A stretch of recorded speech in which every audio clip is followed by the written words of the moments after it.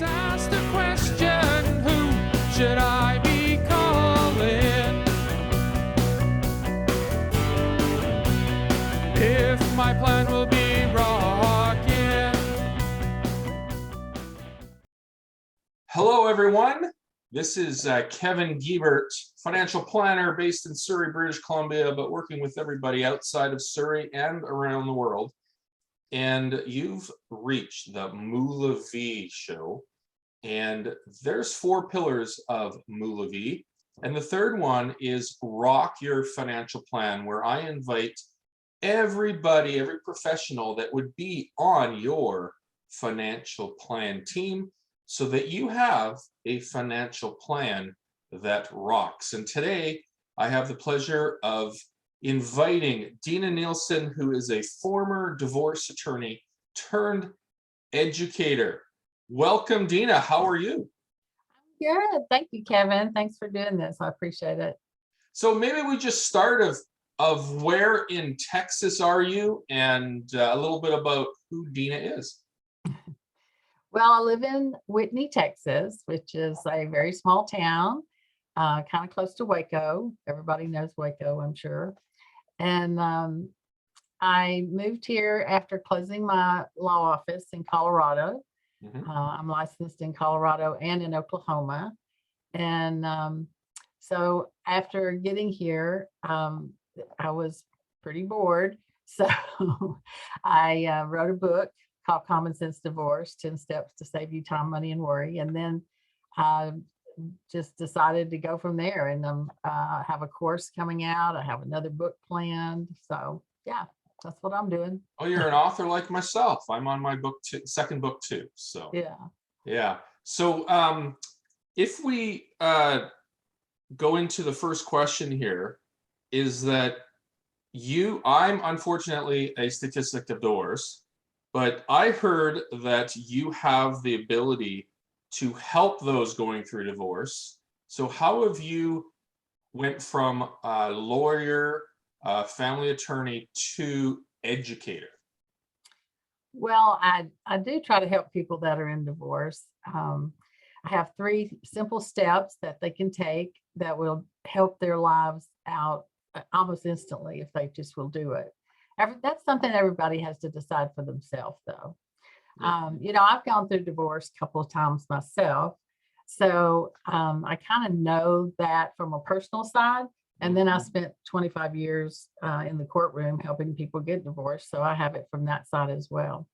Yeah, because as a financial planner, I've been a financial planner for 25 years. And with me going through a divorce, and from the money perspective, it's a different perspective or it's just that added perspective when you've actually done it, unfortunately, yourself.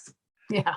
Right. Well, it does give you a better perspective, I think. Yeah, exactly. So I guess from your experience, what qualifies you to be an expert? Well, as I said, I spent 25 years in the courtroom, and that really, you see everything. You see everything. So when I wrote the book, I really kind of went back and retraced my steps, basically, through all of that. I wasn't a family law attorney for the entire 25 years. I also did Indian law, but even in Indian law, there are domestic cases that came in, and I was always the one that had to do it because nobody else would touch it, basically. So I say that I have 25 years because I did do that for the entire 25 years.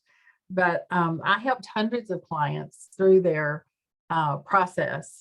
And I believe that my expertise now as a teacher and writer of all things divorce, I guess you would say, really I can help people because I've seen almost every situation, a lot of situations anyway, and I try to help them through that so that they're not so emotional, number one, because you really have to get the emotion out of the way. And number two, I think it helps if somebody helps you with your mindset, because you really have to have your mindset right. And so that's what I did with my clients. I tried to keep them focused on the task at hand and tried to get them not to be so emotional. Yeah. And just before, just so I don't forget, with those that are watching this, I'll have the link to your book. But what is the name again of your book for those that are listening via podcast? Oh, the book is Common Sense Divorce, 10 Steps to Save You Time, Money, and Worry. Yeah. And where can we find that book? It's on Amazon. On Amazon. Okay. Mhm. Okay. Yeah. Can you teach us one principle our audience can relate to right away? I know you don't want to be, with anything in this area or even financial planning. For me, it's hard to like give a tip that can be, because there's usually a story behind it or some strategy behind it. But is there something that someone that's listening or watching today can be taken away and helping them along the journey before they give you a shout? Certainly. And let me just say this before we go any further and talking about tips. I have a free mini ebook on my website that is the top 10 tips for managing your divorce. It just reminded me of that when you said that. I didn't know that. So those weren't in the show notes. You can go to denanielson.com and get that for free. Okay, so I'll put that in after taping. But for the listeners, can you just repeat that again? Denanielson.com, and there's a banner there that says something about the ebook. Just click on that, and it'll take you right to the download for the So that's ebook. So that's DENANIELSON.com. Very good. You did. There we go. That's what notes are for the spelling. But one principle I want to just talk about today is, as I mentioned earlier, is the mindset. Your mindset when you're going through a divorce will really make or break you. If you think you're the victim, you will be. If you think you're as much in charge as the other person, you will be.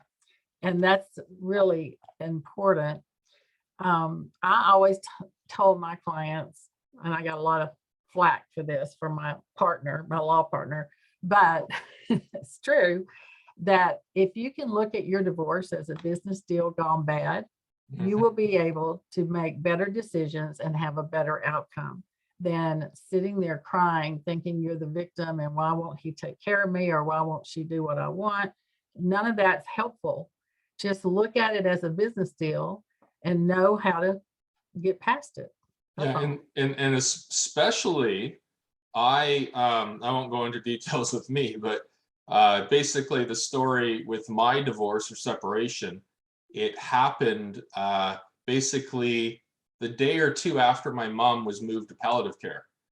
So I was dealing with my mom. She eventually, unfortunately 2 weeks later passed away, but I was kind of dealing with the end of my marriage and my mom's passing at the same time. So that's something that I don't want anybody to, experience at all. No. But I will say, when things like that are going on, sometimes it's better not to file for divorce right that minute. Yeah. Sometimes it's better just to wait a minute. You can be separated and wait. You don't have to file for divorce. Yeah, exactly. The minute you separate. Yeah, exactly. But it just felt like a double whammy because it was sure. Mom was that was 18 months of cancer fighting, and then all of a sudden the divorce, right? But usually with divorce, you don't really. It's not. I don't know about what you would say, but if you look back, it wasn't really a surprise, but it just happened. The timing just was, Some people are blindsided by the request for the divorce, but most people can feel it coming. I think. So on a brighter note, maybe we can pivot to a success story or two. Well, one success story, I guess you would call it. Well, I success, I don't know if you call it a success story. There are no winners. No, there's no winners, especially when kids are involved. Oh my goodness. Right. Then it's only losers. But one person that I represented that learned how to get that emotion out of their way was this one lady that came to me the very next day after her husband had admitted to her that he was having an affair with this girl in his real estate office. That in itself is another situation, but she was blindsided by this. She had no idea that was going on. And she came into my office. She called that morning at 8 o'clock. I wasn't even there. They made the appointment before lunch. So she came. She was just crying and crying and crying because she was so devastated. Yeah. That's not even a strong enough word. I'm not sure what the word is, but she was extremely upset. And so when I have clients like that come into my office, I usually just let them go and, till they're done. And that's what I did with her. I just let her talk and cry and tell me the whole thing from start to finish. And when she was done, I said, you know what, I'm going to take your case, but I'm not going to file for divorce like right now. And she goes, no, we have to, because so-and-so told me that it's better if I file. He doesn't want to be the one to file. So that's why I'm here, because I was told I needed to be the one to file because it would look better. I said, well, first of all, we're not worried about how it looks. That's not what this is about. What this is about is what's best for you. And it's best for you if we don't file right this minute, unless there's some reason to do it. And we talked about the facts, and I didn't see any reason. So, because at that time he said he would support her, through the divorce, because she wasn't working, had never worked, basically was a stay-at-home mom all that time. Her kids were almost grown. And then this happened, So we didn't file right that minute. It took us about 3 weeks before we were able to get that done for her. But we went through the divorce. She was very strong after the fact, and she knew exactly what to do. She wasn't married to the house, so that was a good thing. Mm-hmm. We got through everything, and at the end, after we had a trial, and I had to file enforcement documents after because he wouldn't cooperate. Anyway, it was a big deal. Once everything was done, she told me how much she appreciated my handling of the case, and especially the part about not filing that day that she came to my office. She was really thrilled that we didn't do that. So, and that was just one of many people like that. I think that's something that people don't understand, that it's better for you if you just get that emotional stuff out of the way first and then move into the business part. Exactly. Yeah. So you mentioned 10 tips and all that stuff. Is there anything else that you'd like to let our audience know of how they can reach you, and what other nuggets of information is on your website? Well, there's a lot of nuggets on my website. I'll just share one that I think is really, really important. And that is, when you're going through a divorce, try to stay off of social media.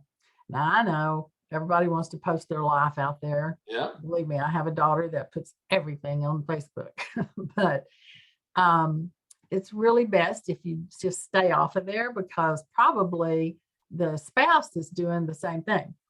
They're posting. I say he, the man or woman, the other party is posting as well, and you're just going to see that, and then you're going to either get mad or feel really bad, and you don't need either one of those things. You just don't need that. So I always advise my clients to put a pause on that. You don't have to close the account unless you can't control yourself, and then you have to close the account. Yeah, because opposing counsel could also use that as material. Absolutely. Well, you don't think of that. The reason I know it's good to stay off of social media is because I always did those searches. So yeah, exactly. I'm telling you, exactly. You just don't need that. So just stay off of there. Once this is over and you've gone on about your life, then you can go back to normal. But it's just best to stay off. Yeah. For our viewing audience, I'll have your details and everything printed. But maybe if you can just tell us, for our listening audience, where you can be found and all that other stuff. Sure. I'm going to have a free webinar on March 16th and you can sign up for that.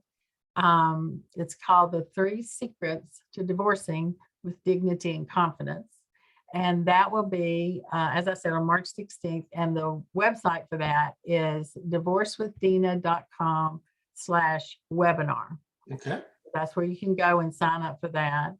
I also have a Facebook group, and I would love to have more people in there. And that is Common Sense Divorce. Just search Okay. on Facebook groups for Common Sense Divorce. Okay.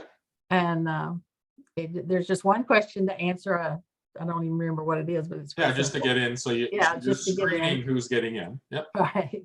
And that's where I post all the good content. So that would be great if anybody wanted to join. Of course, then I have all the Instagram and Facebook pages and LinkedIn, all the stuff. And Yeah. I'll get that to you. Yeah. Perfect. So just for spelling of Dena, DenaNielson for Nielsen. Uh-huh. And people always get my name wrong and all that stuff. So it's always good when you're listening to a podcast to get that spelling. So thank you very much, Dena. And if you are able to, check out Dena's workshop that's on March the 16th.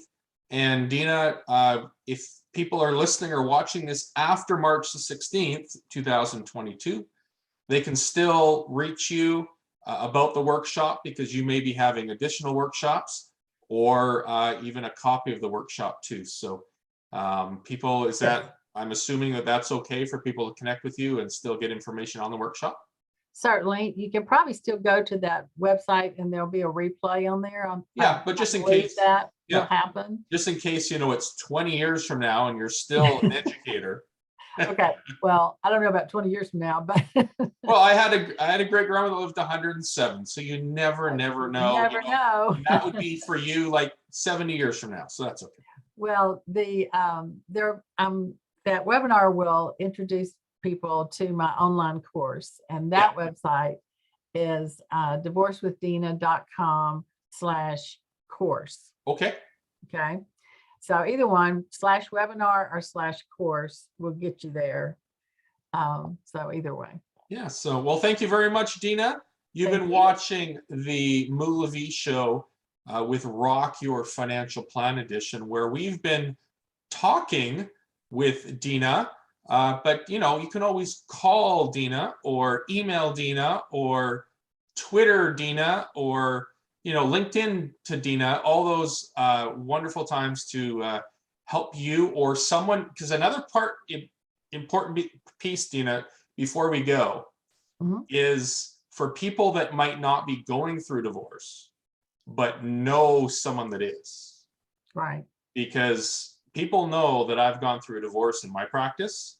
And I get calls from clients or friends that know of somebody and say, hey, Kevin, can you just give them a call? Right. So that's another way too, because usually the people that are going through the divorce, they need that support system.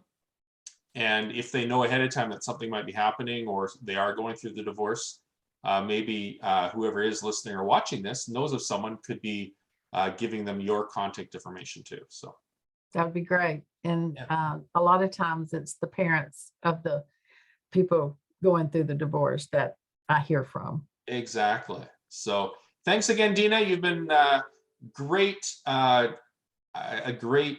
resource for Rock Your Financial Plan, and being a lawyer or a former lawyer turned educator. It's always great to continue on our purpose in our life to help each other in our specialty. So thank you very much. Thank you so much, Kevin. I appreciate it. Yeah. Okay. Take care. Bye. Bye-bye. I always ask the question, who should I be calling? If my plan will be